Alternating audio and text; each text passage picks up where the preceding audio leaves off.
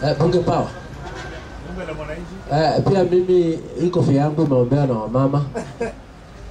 Tulikuja tukakundua siku hizi wamama ndio wanabariki watoto. Kwa sababu wasee wametoroka. Ukiuliza wa seneta watakwambia watoto wanabarikiwa siku hizi na wamama. Kwa hivyo Seneta Sande hata hii yangu imeombewa na wamama. Aje ikae kwa kichwa. Wacha tuende sasa kwa mjadala. Mimi ningependa kusema hivi. Maneno ya ID, maneno ya kushika kura, mimi sioni kama ni muhimu Kenya. Na nitasema sababu. Last time wakati tulienda kupiga kura, eneo ambao watu walijitokeza kwa wingi ilikuwa Mount Kenya. Around 60%. 40% walienda wapi? Na walikuwa na ID na walikuwa na kura.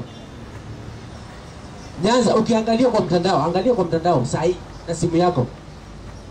Voters turnout vile walipiga 2022. Watu hawakujitokeza. Me, I think the initiative the government should put in place is to sensitize watu kuambuka kwenda kupiga kura.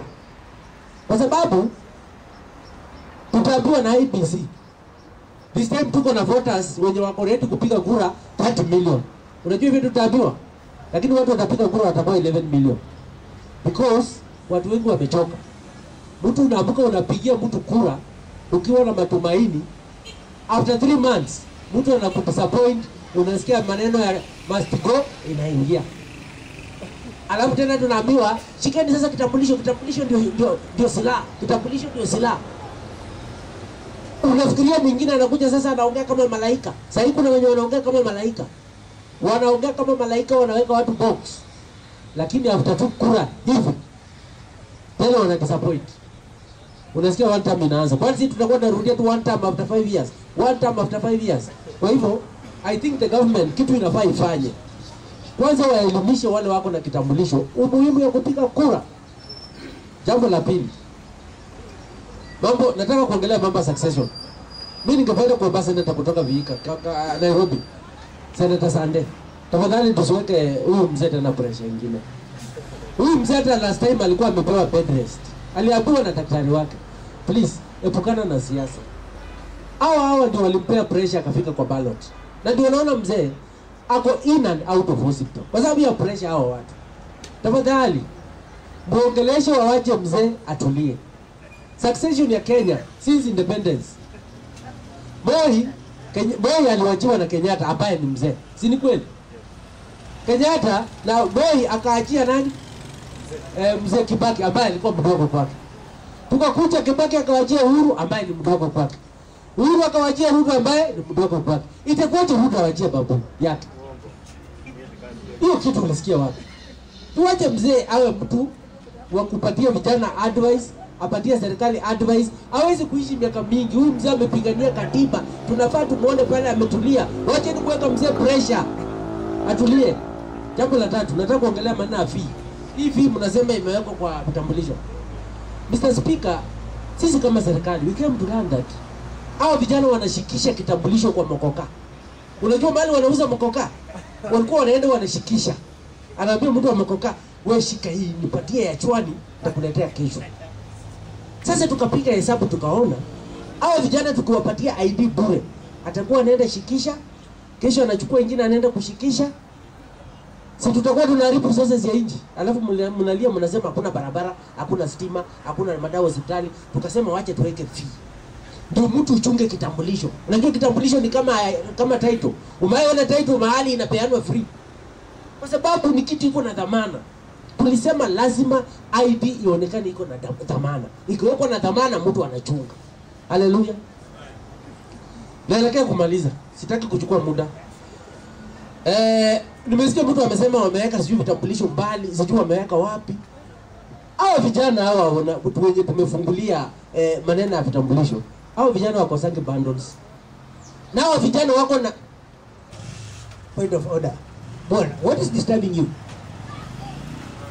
Honorable Senator, can you kindly substantiate your point when you are talking about Mogoka and the youth? You know, especially I am a youth, so kindly don't disappoint youth because I know challenges youth are facing. So don't talk about Mogoka. Even I myself, I don't know Mogoka. So can you justify that statement and remove that statement of Mogoka? Use another term, kindly. Okay.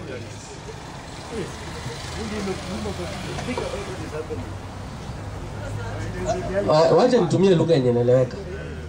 Inaitwa veve na inaitwa Javes na inaitwa kushikisha. So ama kuna tamu nyingine labda aelewe Mogoka. Na kuna jaba. Good.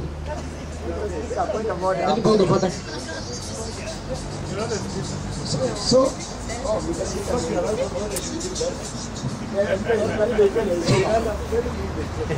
Bwana Natembea original has just arrived. Na hata ajui tuko wapi, ameshabeba mkono, point of order. What is this type of minister? Relax a bit. I'll give you time. Nakupea time. Eh? Aje. Wazi niambia nimekuja, sijui nini inaendelea. Na speaker kwa round anaongea na kofia. Wewe kama speaker hata kujugelea imepita.